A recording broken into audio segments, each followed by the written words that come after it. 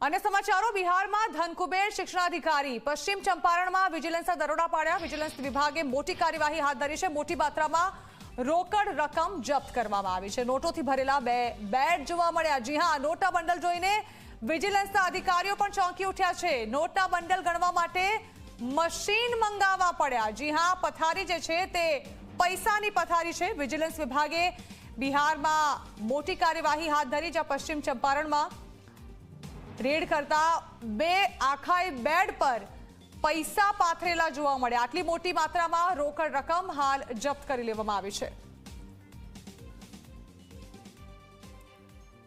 તો આ પૈસા જે મળ્યા છે તે પણ ક્યાંથી મળ્યા છે તે સાંભળીને આપ પણ ચોંકી જશો।